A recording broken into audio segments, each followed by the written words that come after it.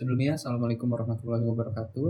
Perkenalkan, saya Irsyad Khoiri dengan 3 NIM digit terakhir saya 009. Saya berasal dari kelas A, jurusan Teknologi Rekayasa Otomasi Angkatan 2024.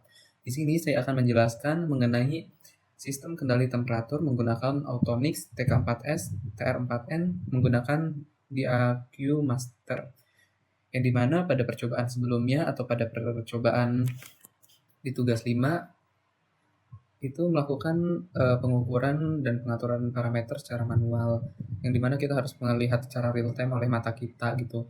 Nah, sedangkan pada yang tugas 6 ini kita melakukan praktikum dengan menggunakan software DAQ Master, yang dimana nanti dia bisa kita kontrol untuk menampilkan grafik, menampilkan hasil, dan juga untuk mengatur parameternya dari komputer atau dari laptop gitu. Dan untuk rangkaiannya atau wiringnya itu masih sama seperti sebelumnya, sama persis, tidak ada yang diubah. Hanya saja nanti ada perbedaan di bagian USB, di mana kalau kemarin kan kita karena manual kita nggak menyolokkan dengan USB-nya. Nah, sekarang itu bagian kabel USB-nya itu akan dicolokkan ke port USB yang ada di laptop supaya bisa terhubung. Oke, setelah itu langsung saja kita masuk ke percobaannya. Di sini tuh kita juga membuat ada beberapa variasi percobaan yang dimana dia HYS yang 1, HYS 2, HYS 4. Terus juga ada PID yang dia 4x50. Terus di sini ada yang PID 10, PID 30, ada yang PID 50. Ini jadi kita tuh ada beberapa percobaan yang dimana kita tuh akan coba satu-satu dan melihat dari grafik itu mana yang lebih baik dan lebih bagus gitu. Oke, pertama-tama kita buka terlebih dahulu. Oke, pertama-tama kita buka terlebih dahulu untuk software di AKW Masternya. Terus kita klik yang support device list. Terus kita cari device listnya yang TK4. Kita klik OK. Terus kita tunggu. Nah, ini kita klik, kita add. Terus di sini kita klik yang satu, OK. Terus kita klik lagi, kita add, lalu kita klik yang satu, kita OK lagi.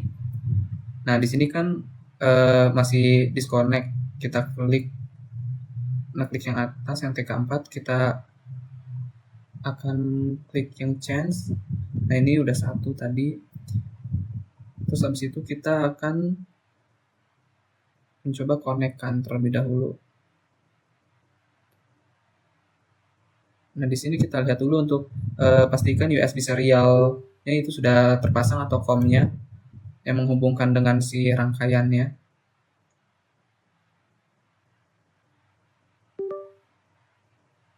Nah, itu.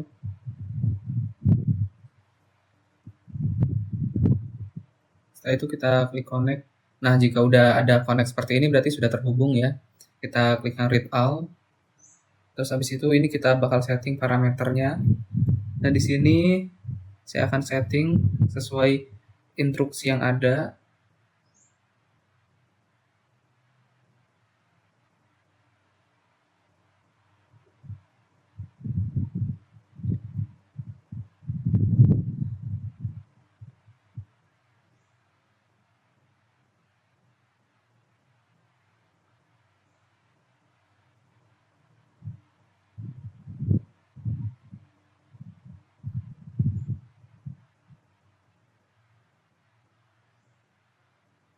Setelah itu saya klik yang I all list. Saya klik yang TK4. Saya klik yang sebentar. Yang present value.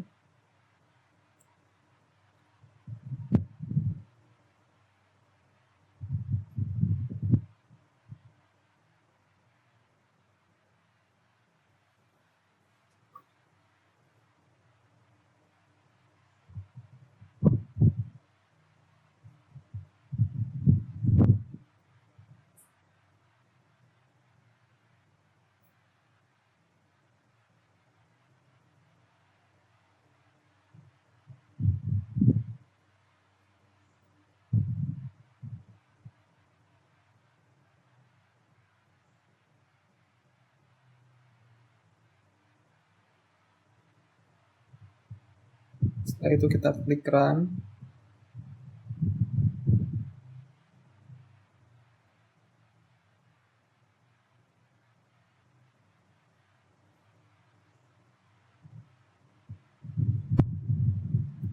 Kita klik run, terus kita tunggu sebentar.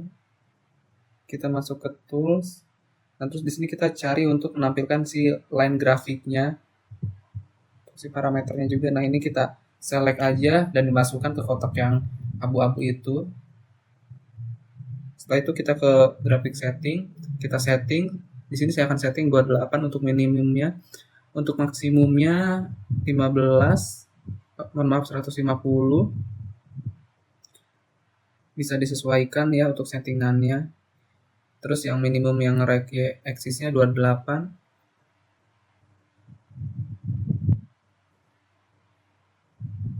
Lalu setelah itu yang maksimumnya di sini saya setting sebesar 60.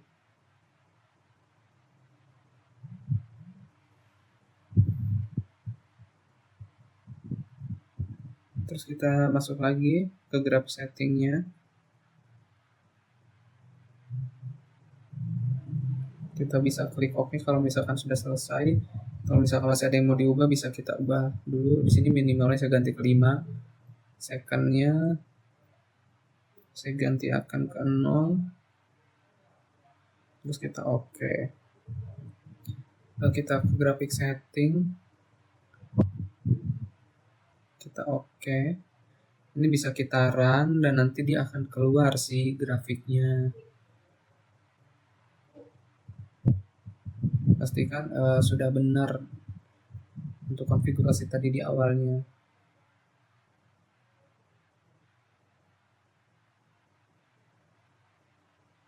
Nah, ini bisa kita lihat itu grafiknya sudah mulai muncul dan dia sudah mulai naik.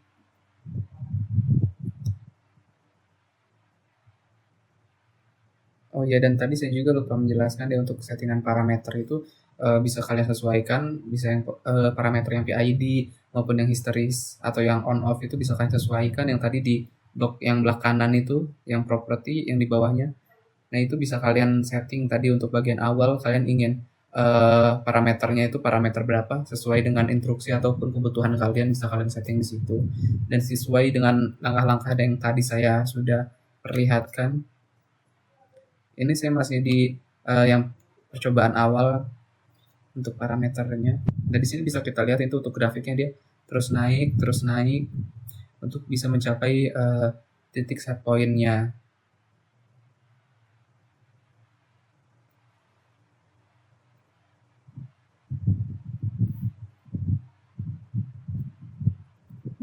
Nah, dia akan naik lagi, naik. Nah, dia ketika udah mencapai nilai set point dia akan turun.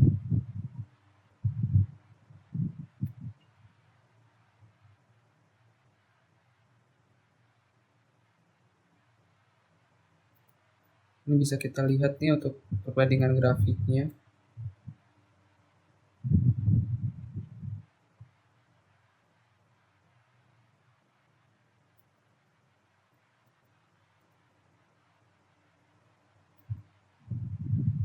Nah, di sini ada naik, ada turun seperti ini.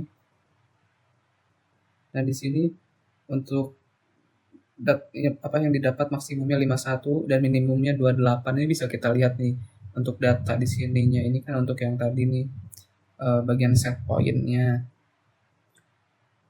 Ini bisa kita amatin selama 3 menit ya per percobaan parameter supaya bisa kelihatan hasilnya yang lebih pasti gitu. Ini bisa kita lihat.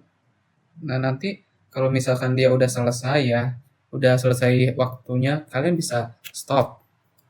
Terus kalian bisa ini, kita stop ini nih. Stop, terus nanti dia bakal ke save nih data-datanya. Ini bisa kita bebas namain filenya gitu kan. On off, misalkan ini yang history 1 kan, kita save dulu nih. Dan dia untuk nge-save-nya jangan sampai ada spasi kayak gini ya. Nah, udah. Setelah itu saya akan coba lagi nih yang lebih kelihatan bedanya. Yang ini nih, yang dimana kalau di sini tuh grafiknya bisa terlihat. Ini di sini tuh ditambahin grafik yang biru. Nanti jadi si ini tuh ada kayak keterangan grafik tambahan loh, yang dimana dia istilahnya yang bisa dilihat kan ini saat naik-naik dia tuh on gitu kan kelihatan nih. Nah ini juga settingan parameter yang di sini yang beda nih, bisa kalian notice ya, bisa kalian lihat ini kalian bisa atur di bagian sini gitu sesuai dengan keperluan kalian. Nah ini bisa dilihat nih, kadang ada kalanya dia off, nih kadang ada kalanya dia on. Nih yang di sini. Ini saya ingin menunjukkan perbedaan gitu dengan yang tadi. Oke. Dan nanti akhir grafiknya bisa seperti ini. Sebentar.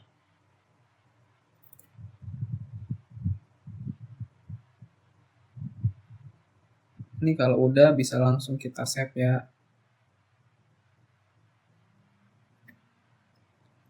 Nah, di sini nih saya mau menjelaskan lagi untuk nah ini buat persettingan parameter kita klik yang read all parameter, terus kita tinggal ubah parameter yang di sini. Ini kan ada parameter 1, parameter 2 nih bisa kalian ubah di sini parameternya. Kayak waktunya, terus kayak ketentuan-ketentuan yang lainnya, set value-nya, run stop kayak gini, alarm ininya bisa kalian atur. Nah, di sini untuk runtime-nya kita kliknya yang line grafik ya. Ini juga jangan lupa diatur grafik settingnya. Oke, lanjut kita akan melihat ke bagian tadi yang udah nah bisa kita lihat nih dari yang tadi file sudah kita save dari akhir percobaan gitu kan, setelah kita nge-stop kan kita nge-save langsung dari di itunya si softwarenya.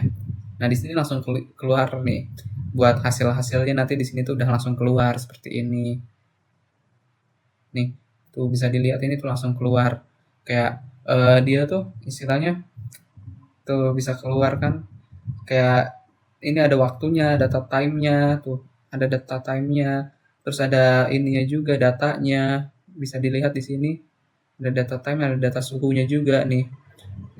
Bisa dilihat 30, 30, 31, 3 ini 42. Nah, ini bisa dilihatnya untuk suhunya naik, stabil, stabil. Nah, nih bisa kita lihat nih ini untuk yang PID I50. Terus coba kita lihat lagi yang lain. Nih, ini ada lagi juga yang lain untuk yang on office traces nih misalkan. Sebentar. Nih untuk yang PID P8 misalkan. Nanti dia keluar nih. Dia 30 30. Jadi kayak istilahnya kalau yang di percobaan sebelumnya itu kan yang manual tuh kita kayak benar-benar nyata tuh manual kan. Nah di percobaan ini tuh kita nggak usah, kita kayak nyeting parameternya di komputer, terus nyeting segalanya itu di komputer kecuali wiringnya kan. Nah terus abis itu nanti data-datanya pun kita nggak usah kayak kemarin kita harus pakai timer ngeliatin manual. Kita bisa di sini langsung ngamatin aja dari hasil Excel yang keluar dari si datanya itu loh, dari si di view masternya yang tadi. Oke teman-teman, jadi setelah melakukan beberapa variasi percobaan dengan parameter yang berbeda, dapat disimpulkan kalau misalkan parameter dengan hasil grafik yang terbaik atau yang istilahnya rata-ratanya dia tuh paling bagus lah gitu kan ya. Itu tuh yang untuk yang PID itu untuk yang P-nya 30, I-nya 20 dan D-nya itu 0.